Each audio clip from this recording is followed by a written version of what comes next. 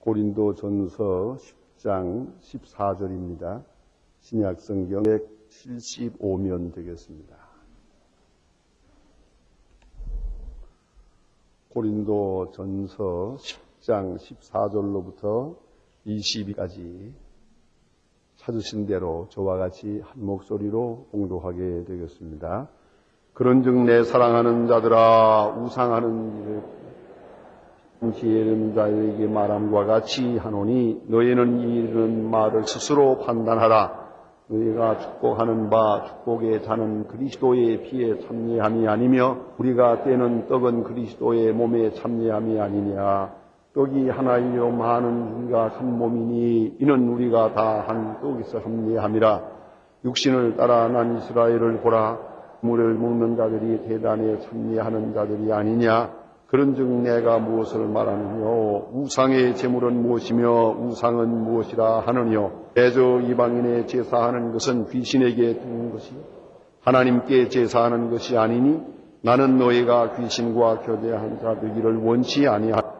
너희가 그 잔과 귀신과 잔을 겸하여 마시지 못하고 주의 상과 귀신의 산에 겸하여 참여치 못하리라.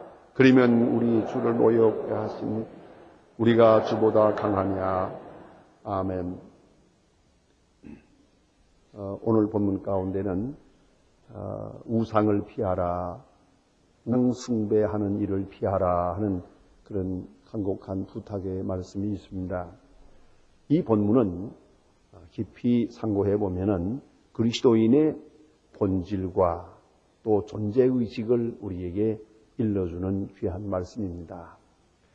그리스도인은 원래 크리스티아누스라고 하는 크리스찬 하는 말의 본 뜻은 그리스도에게 속했다 하는 뜻입니다. 좀 더 실제적으로 말하면 그리스도의 노예라는 말입니다. 완 그리스도에게 속했다. 혹은 신령한 의미로 말하면 그리스도의 한 지체가 되었다는 겁니다. 그리스도를 머리로 한 큰 그리스도의 몸에 우리들이 하나의 지체가 되었다 하는 그런 뜻으로 그리스도인이라는 말을 씁니다. 그렇다면 우리는 그리스도의 소유입니다.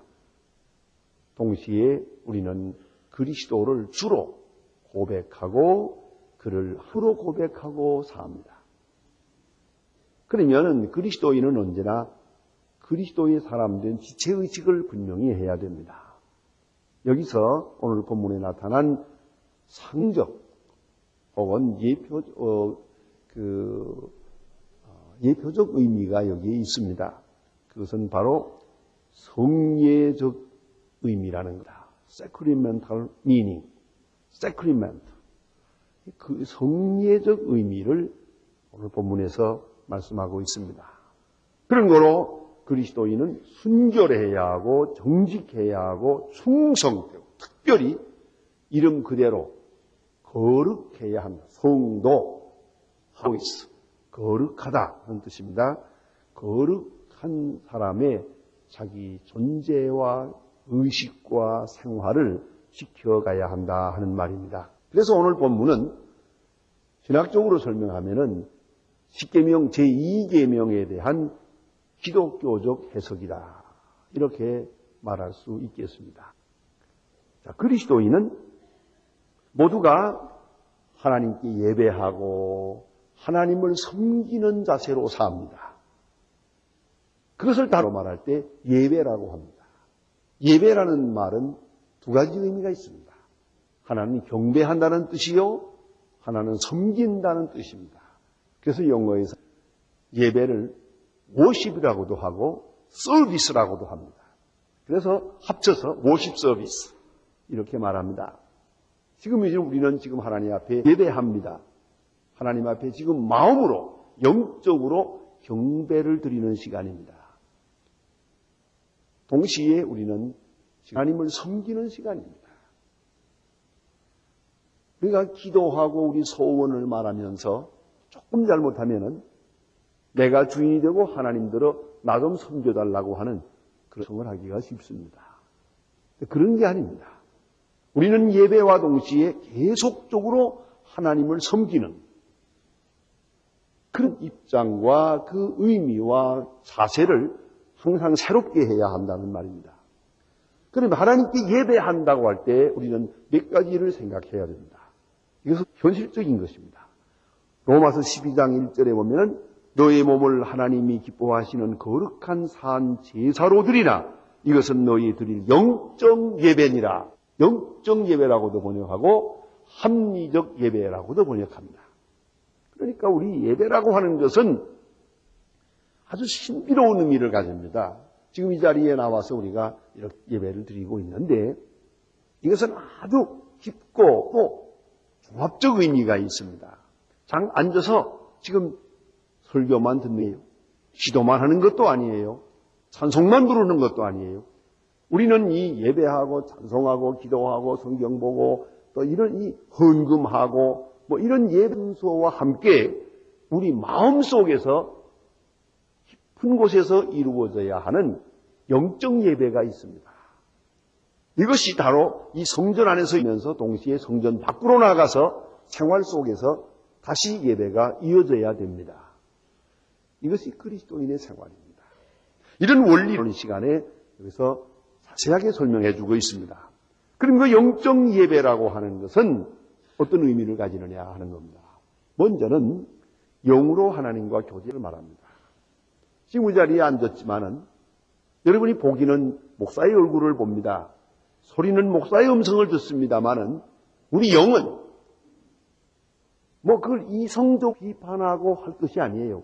이성의 비판보다도 더 깊은 세계에서 우리는 지금 은연히 지금 하나님과 해야 됩니다.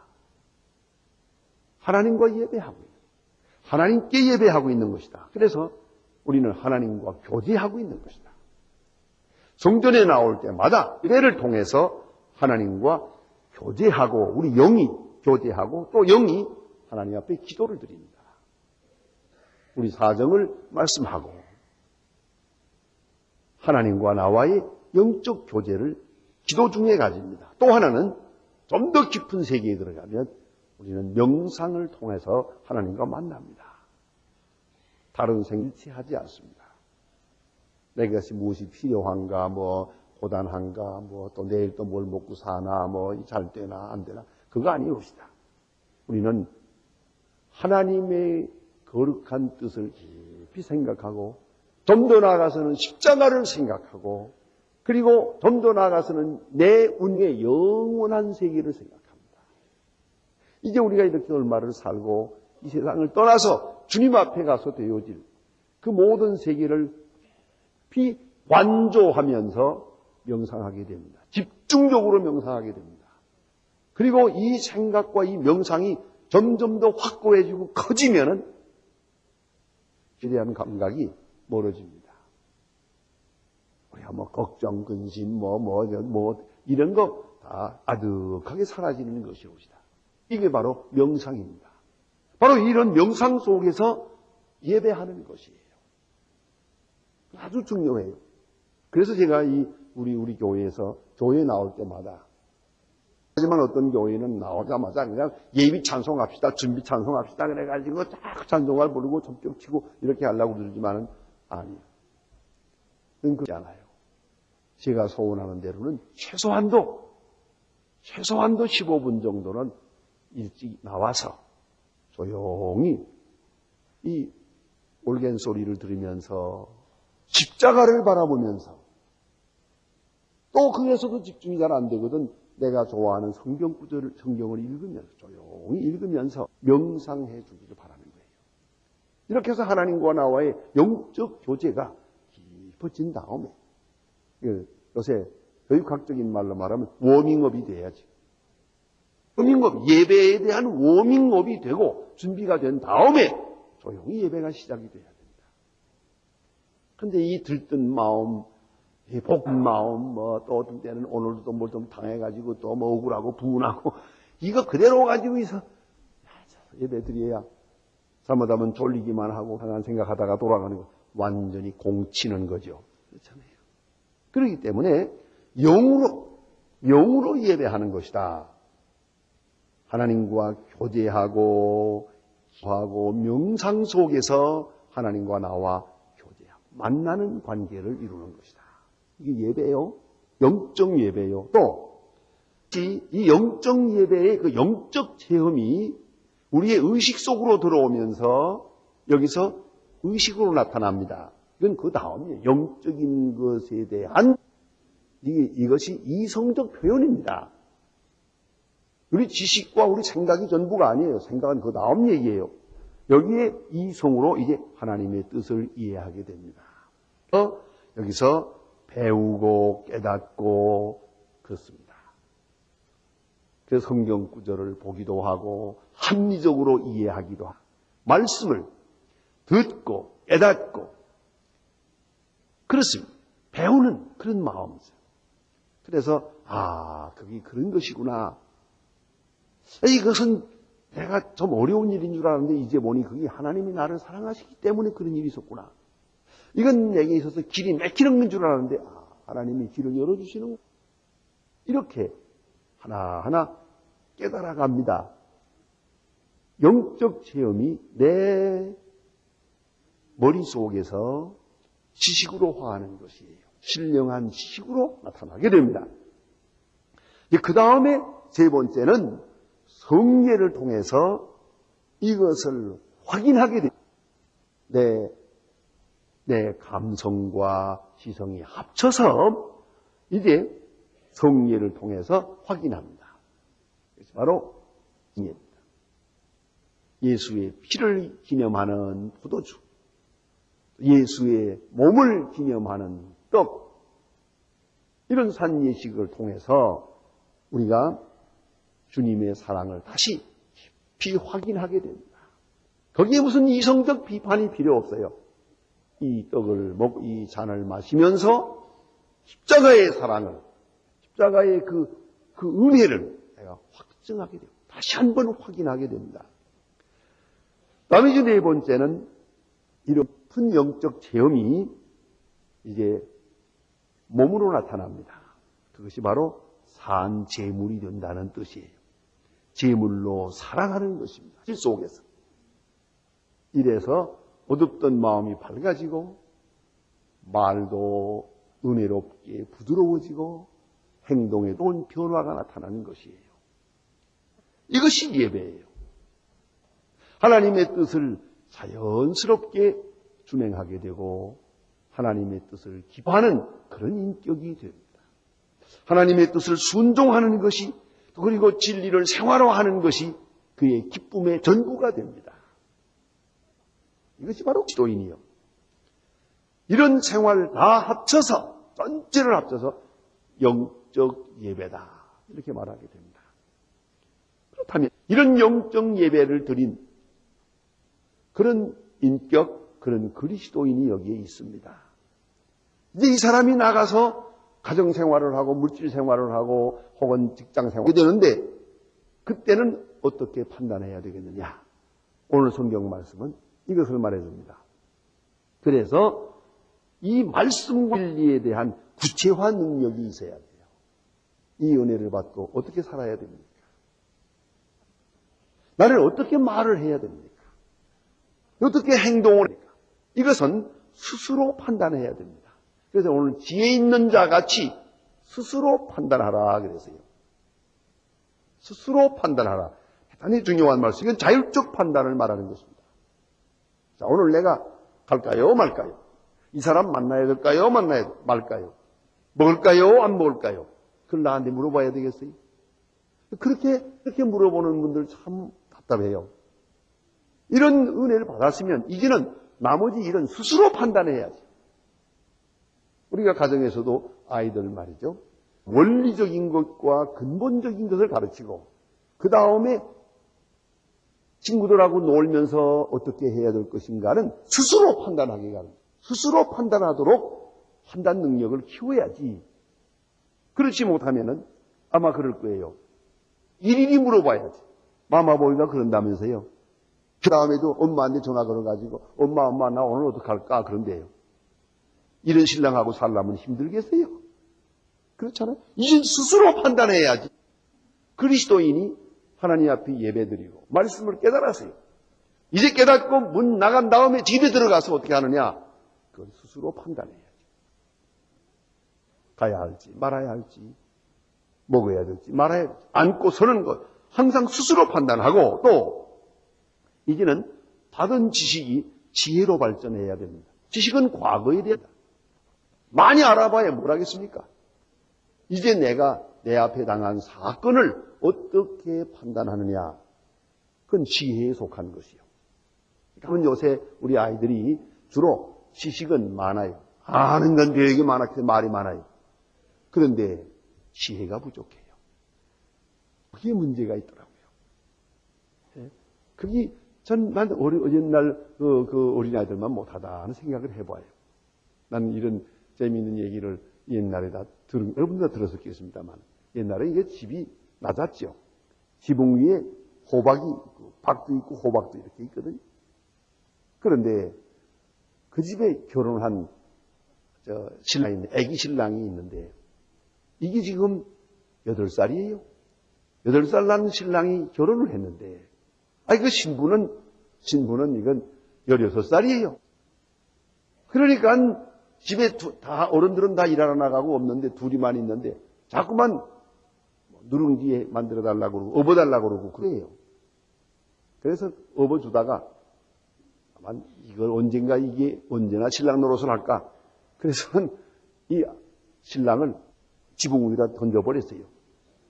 지붕 위에 올라가 가지고 못 내려오고 지금 징징 울고 있어요. 그런데 아버지 어머니가 멀리서 왔어요. 들어오면서 이 모습을 보니까 이제 그 며느리는 큰일 났죠. 이 사실을 알면은 매 맞아 죽는 거예요. 이제 하늘 같은 신랑을 지붕 위에다 던져 올려놨으니 어떡하면 좋아요? 그랬는데 어른들이 와서 보고 아들을 이름을 부르면서, 얘야 너 왜 거기 올라가 있냐? 그러니까 요 꼬마시 뭐랬는지 아세요? 큰 호박을 딸까요? 작은 호박을 딸까요? 그랬대요. 그러니까 어머니가 아무거나 따라가지고 내려와. 그래서 내려왔단 말입니다. 그날 밤에 잠자기 전에 신랑이 그러답니다. 내가 입만 뻥끗했으면 너는 죽었다 그러더랍니다. 보세요. 지혜가 있잖아요. 요새는 30살 난 신랑도 이만 못해요. 지식이 중요한 게 아니에요. 지혜가. 그럼 지혜가 있으면 스스로 판단하는 거예요. 스스로 판단해야죠. 자, 그래서 진리를 알았으니 어떻게 살아야 하나? 의를 행하려면 어떤 길로 가야 하나? 선을 이루려면 무엇을 해야 할까? 봉사한다는 것은 어떻게 하는 것이냐? 자, 여러분, 봉사라는 마음은 좋지만 어떤 게 봉사입니까? 저는 그런 생각을 해요. 최소한도 웃기만 해도 50% 봉사는 되는 게요. 남에게 걱정을 끼치지 않잖아요. 왜 징징 울고 다니는 거? 그거 반갑지 않아요. 그렇지 않습니까? 그렇기 때문에 봉사, 어떻게 하는지 봉사하는 거예요, 도대체. 구체적으로. 이렇게 생각해 볼 때 이런 것들은 스스로 판단하다 합니다. 그만한 판단 능력이 있어야 한다는 말씀이고요. 그러면 오늘 본문에 다시 돌아가서 성례적 관계라는 게 뭐냐? 그러면 성례에 참여할 때 예수의 피를 상징하는 포도주를 마셨어요. 그렇게 될 때, 포도주를 마시게 될 때 나는 그 순간 포도주를 마시면서 내 옛사람은 죽고 그로 말미암아 새 사람으로 삽니다. 그래서 거룩하게 됩니다. 또 내가 떡을 먹으면서 단순한 떡을 먹는 게 아니에요. 이게 주님의 몸에 연합되고 주님의 생명력을 공급받는 체험을 하게 됩니다. 이런 체험과 함께 나는 그리스도의 사람이다. 그의 지체라는 것을 거듭거듭 확인하게 됩니다. 오늘 본문은 이것을 다시 돌아가서 18절에 이스라엘 사람들의 그 종교 의식을 증거로 들어서 말합니다. 오늘 본문에 이것을 바울 나름대로 바울 신학적 차원에서 이렇게 말합니다. 육신으로 따라 난 이스라엘을 보라. 사도 바울에게 있어서는 참 이스라엘은 그리스도인이요. 이스라엘 민족, 그 이스라엘은 육신으로 따난 이스라엘이 이렇게 해석하고 있는 것이 바울의 신학적 입장입니다. 그래서 여기서는 지금 육신으로 따라난 이스라엘 민족, 그 이스라엘 사람들이 하는 것을 보라. 제사를 드리지 않느냐, 제사를 드리고 제물을 먹지 않느냐, 무엇을 의미하는 거냐 말이에요. 그들은 하나님 앞에 제사를, 화목 제사를 드리고 그 다음에 제사장과 함께 그 제물을 함께 나눠서 둘러앉아서 먹습니다. 그 순간에는 하나님의 큰 식구가 된 것을 의미하는 것입니다. 가정 일원이 된, 하나님의 가정 한 멤버가 된 거라고요. 가정 식구가, 가족이 된 거야. 가족이 됐다. 하나님의 가족의 한 사람이 됐단 말이야. 우리 모두가 다. 이런 의미를 가졌지 않았느냐. 그렇다면 이제 우리가 할 일이 뭡니까? 절대로 우상을 섬겨서는 안 되죠. 우리가 그렇게 깊이 생각해야 돼요. 그리스도의 몸의 하나요. 이렇게 하나님의 가족 중에 하나요. 그리스도의 지체로 사는 우리가 이제 우상을 섬기면 되겠습니까? 그런 거로 우상 숭배를 피하라 이렇게 말합니다. 우상 숭배 피하라. 무슨 의미가 있느냐? 아주 깊습니다. 먼저는 영적 우상이 있습니다. 신비주의라고 하는 겁니다. 신비와 신비는 다릅니다. 신비주의라는 것은 인본주의입니다. 그 깊은 철학적 원인은 인본주의에서 발상됩니다. 그러면 우리가 신비 체험을 소중히 여겨요. 자기가 가진 신비 체험 이런 걸 소중히 여기면서 심지어는 성경도 안 봐요. 설교도 안 들어요. 기도도 안 해요. 신비 체험이 그게 우상이에요. 오늘도 가만히 보세요. 신비 체험 많이 따라가는 사람들은 교회 생활 잘 안 해요. 교회의 지시를 받지 않아요. 그런 가운데서 조금 나가다 보면 자기가 우이 되고 말아요. 이게 바로 영적 교만이요, 영적 우상이에요. 우상 숭배를 피하라. 또 하나의 우상은 지성면에서 이성주의라고 하는 우상이 있습니다. 요새도 보면 똑똑한 척하는 사람 많아요. 그리고 성경을 비판적으로 봐요. 말씀도 비판적으로 들어요. 내가 어떤 분 보니까 그런 얘기하는 분 봐세요. 참 되게 똑똑한 척 하대요. 그러나 그 생활을 보니 아주 엉망이. 그의 말인 즉은 뭐냐면 자기는 설교 들을 때 50%밖에 안 듣는데요. 그래 50% 남은 건 뭐예요? 그건 의심이 가서 믿지 않는데요. 50% 몰라 듣는데요. 그래서 내가 그렇게 대답한 일이 있어요. 참 세상 피곤하게 삽니다. 그랬죠. 안 그래요? 여러분 식사할 때 어떻게 해요? 자, 부인이 식사를 갖다 놨을 때 이거를 은수저 가지고 독약 넣었나 뭘 넣었나 이거 보고 저거 보고 이렇게 이 사람은 삐쩍 말라 죽을게요. 밥상에 올려놓은 거는 그래서 감사합니다 하고 먹어야지요. 맛있게 먹어야죠. 안 그래요? 그게 그리스도인이 아니겠어요. 그렇다면 우리가 하나님 말씀 들을 때는 전적으로 받아들여야죠. 나는 식사할 때마다 가끔 우리 교회 장로님 한 분이 그런 얘기를 한 것을 기억해요. 이름만은 되지 않습니다만 같이 앉아서 식사를 해보면 언제나 식사가 빨라요. 그래서 내가 무식하게 이렇게 빨리 먹냐고 천천히 먹어야지. 같이 먹어야지. 마디 보조를 맞춰야지. 왜 이렇게 먹느냐고 몇 번 그랬더니 그 장로님 말 싱글싱글 웃으면서 저요 천천히 먹어야 되겠다고 생각을 하죠. 그러나 입속에 들어가면 맛이 있어 쏙 넘어가는데 어떡합니까? 그래서 이것도 맛있고 저것도 맛있고 쏙쏙 넘어가는데 뭐 어떻게 빨리 안 먹을 수가 있냐는 거예요. 그래서 내가 건강한 사람이죠. 참으로 건강한 사람이에요. 또 나는 그 신앙도 그 좋은 신앙이라고 생각해요. 맛있다. 감사하다. 그게 잘 믿는 거죠. 그렇지 않습니까? 그런데 이 음식을 우리가 먹을 때 비판 없이 먹는 것처럼 감사합니다 하고 그냥 이렇게 즐겁게 먹어야 하는 것처럼 말씀을 들을 때도 어떻습니까? 성경을 읽거나 설교를 들으나 몽땅 믿는 거요. 몽땅 먹는 거요. 여기가 없어요. 그런데 이성주의자는 이성적 판단에 매여서 성경을 이해할 수가 없어요. 바로 그것이 우상이에요. 이런 우상을 피하라는 것이요. 옛날에 하버드 대학 벽보에 이런 게 있었어요. 이성이 없이 하나님이 없다 그랬어요. 그건 이성주의죠. 이성에 맞지 않는 거라면 뭐든지, 내 지식에 맞지 않는 거는 뭐든지 부정한다 이거예요. 이게 얼마나 무서운 우상인지 아십니까? 오늘도 많은 사람이 교회 문을 들어왔다 나가는 사람도 있고 교회에 못 들어오는 사람이 많아요. 이 사람들이 다 이성주의자예요. 그분들이 생각하는 교회 다니는 사람이 한없이 어리석어 보여요. 세상에 불쌍한 사람들이다. 이런 생각한다고요. 왜요? 자기 마음에 안 들잖아요. 자기 생각에는 이건 정말 미시거든요. 그렇지 않습니까? 그렇기 때문에 이성주의라고 하는 우상을 피하라.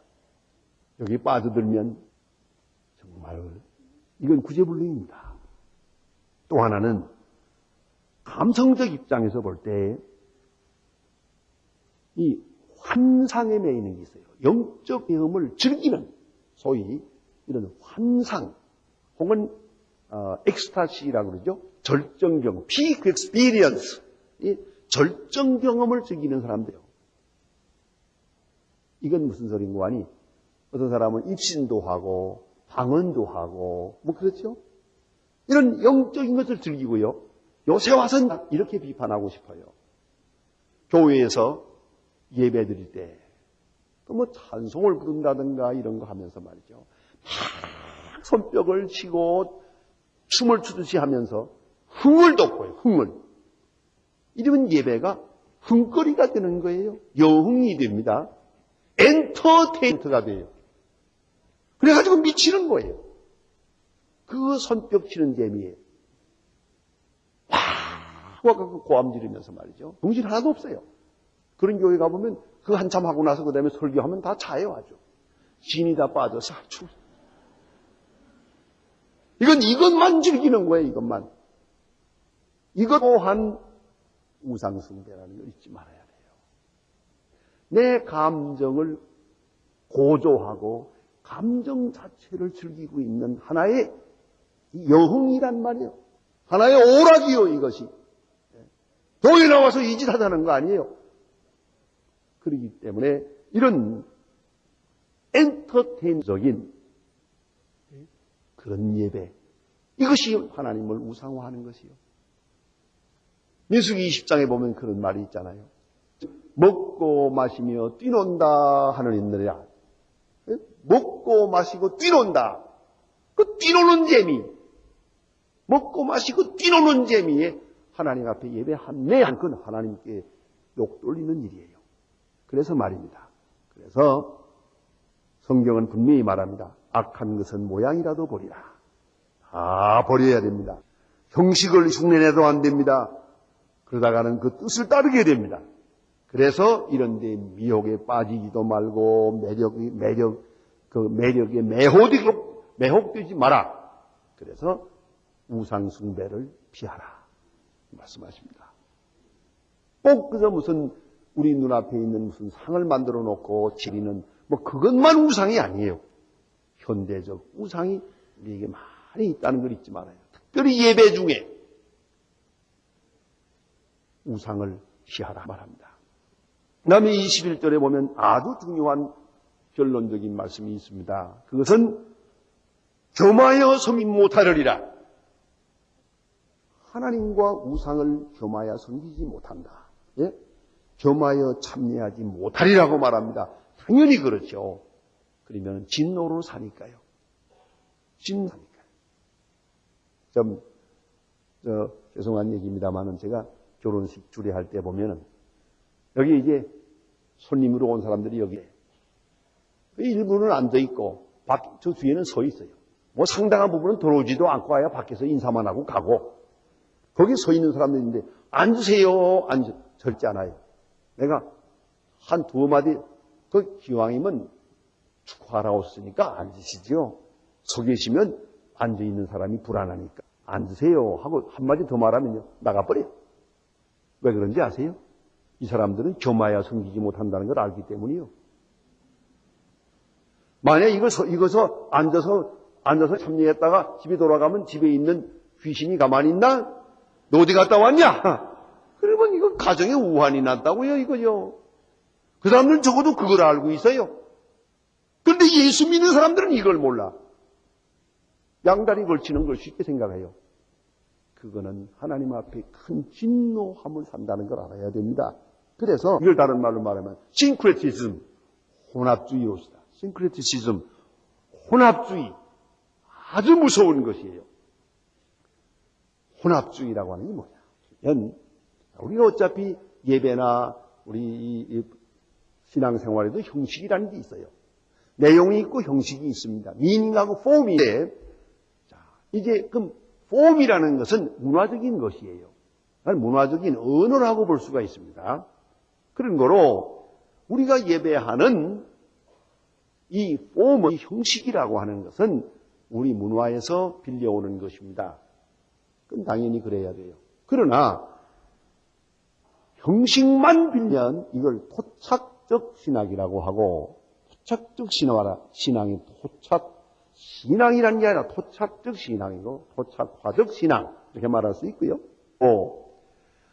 만일에 형식과 함께 의미까지 내용까지 가져오게 되면 그때는 그것을 혼합주의라고 하는 거예요. 신앙의 타락이에요. 그걸 잊지 말아야 합니다. 그런 거로 이렇게 혼합주의에 빠지는 이유가 뭐냐는 것이죠. 생각해보면 먼저는 스스로 속이고 있는 것이에요. 자기가 알고 있어요. 이렇게 하면 안 된다는 걸 압니다. 그러면서도 마음은 아니다. 내가 겉으로만 그러지 손은 아니다. 스스로 속이는 거예요. 그러면서 짐짓 잘못된 길을 가요. 이게 첫째고요. 둘째는 기회주의적이에요. 아직 신앙이 분명치 않기 때문에 왜 그런 말 있죠? 좋은 것이 좋지. 그래서 기도도 하고 점도 치고, 그렇죠? 날도 잡고 결혼식도 하고, 그렇죠? 이런 일이 생긴단 말이에요. 좋은 것이 좋다는 게 아주 기회주의적이에요. 예? 이쪽이 맞아도 저기 맞아도 좋고, 이런 생각을 하게 돼요. 아주 기회주의적인 그런 자세가 있어요. 이것이 말하면 점을 치게 만드는 거예요. 이건 아주 위험한 것이에요. 그 다음에는 좀 나약해서 그래요. 이래서는 안 된다는 걸 알지만은 핍박 피하기 위해서, 핍박받지 않기 위해서 적당히 넘어가고 싶은 거예요. 그렇죠? 이런 혼합주의자는 절대 핍박을 받지 않아요. 왜냐? 네 번째는 이건 상대주의적 신앙이기 때문이에요. 요새 다원적 신앙이라고 그럽니다. 다원신앙이라는 것은 석가모니 통해서도 좋고, 공 통해서도 좋고, 예수를 통해서도 좋고, 모하메드 통해서도 좋고, 다 좋은 거 아니냐? 상대적이라는 거죠. 그 중에 기독교가 좀 더 낫다. 이 정도죠. 이런 신앙은 핍박이 없어요. 그러나 분명히 알아야 할 것은 기독교 신앙이라는 것은 절대적이에요. 성경도 절대요, 그리스도도 절대요, 우상 고백도 절대입니다. 그런 거로 혼합주의를 용납할 수가 없어요. 전적으로 하나님께 의지하고 전적으로 하나님만 믿는 신앙에는 하나님 믿는 신앙 외에 어떤 것도 용납할 수가 없어요. 그런 거로 우상의 형식도 따라서는 안 되고요. 어떤 모양의 우상도 섬겨서는 안 돼요. 오늘 성경 말씀은 이래서 가르쳐 주는 겁니다. 제2계명을 다시 해석합니다. 우상 섬기지 마라. 우상을 피하라. 사실입니다. 우리가 예수 믿으면서도 우상 섬기는 방법으로 하나님을 섬겨요. 그런 중에 혼합주의에 빠지고 신앙 못되고 무기력해지고 병드는 것을 많이 봅니다. 저는 그래서 늘 생각을 합니다. 교회가 교회된 길을 가려 복음의 진수를 찾아야 되고요. 순수한 그 십자가의 복음으로 돌아가야 돼요. 한마디로 말해서 이런 하나님 세상, 하나님과 우상을 겸해 섬기는 일 때문에 무기력해지는 거예요. 오늘이라도 우상을 깨시 버리고 이 현대적 우상을 다 버리고 나라고 하는 우상, 지성이라고 하는 우상 다 버리고 순수한 마음으로 십자가의 도만 따라가면 이는 조금도 두려움이 없습니다. 용기가 있습니다. 창조적 능력도 있습니다. 어떤 핍박도 쉽게 극복할 수 있습니다. 사도 바울은 기독교인들을 지금 놓고 하는 말입니다. 안 믿는 사람 보고 하는 말 아니에요. 이미 예수 믿는 사람 보고 하는 말입니다. 우상을 피하라. 그래서 우리는 비기독교적인 요소를, 비복음적 요소를 다 제거해야 됩니다. 오늘도 우리 내 마음, 내 생각, 내 느낌, 내 신앙생활 속에 비기독교적인 우상적 요소가 아직도 많이 있다는 걸 잊지 마시고 이것을 하나 빼버려야 됩니다. 그리고 순수한 예배, 깨끗한 예배, 신령과 진리로 하나님께 예배하게 될 때 우리의 영은 날마다 새로워질 것입니다. 이 은혜가 함께 하시기를 바랍니다.